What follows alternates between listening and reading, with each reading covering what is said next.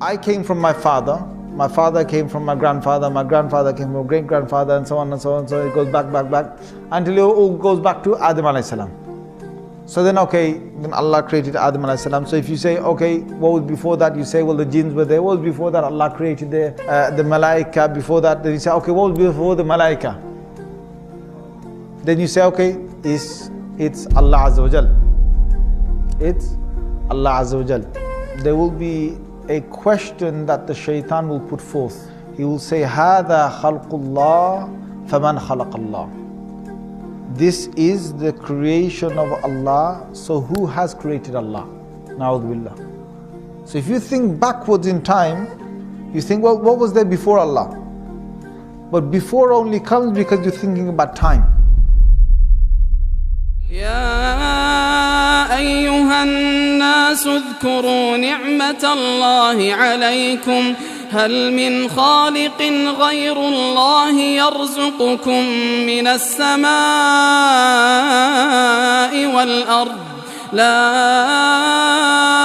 إله إلا هو فأنى تؤفكون.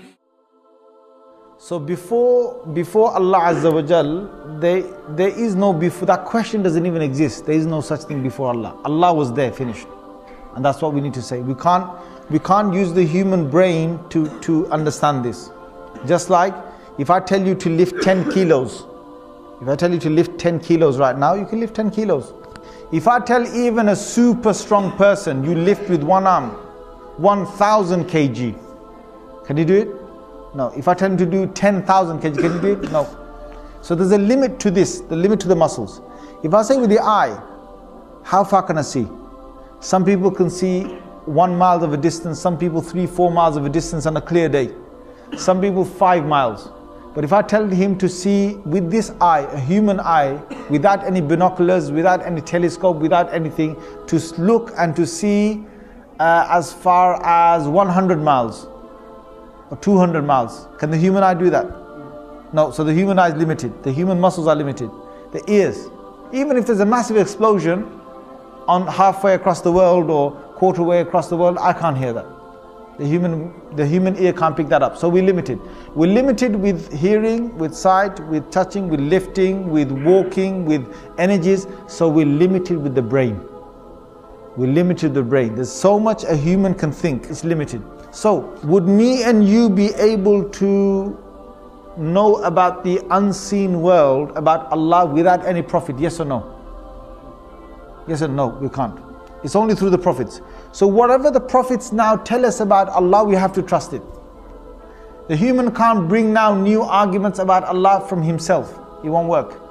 Because the whole concept of Allah is not a man-made thing. Allah has sent prophets to the earth to talk about God. So if a question is now said about Allah Azza wa Jal, about who He is, what He was and so on, no human being can ever come and talk about God without a dalil and without a prophet evidence. You have to go through a prophet. So when philosophers, when scientists, when your normal ordinary human beings, they talk about God and that God must be this, God must be that, we do not accept the authority of anybody. We accept only the authority of the Anbiya, of the prophets, because they were told about God, from God, they were told who God is. So you have to go through them to find out who God is. Anyone else you will take, even if your own brain, you try and understand Allah, then you will fail.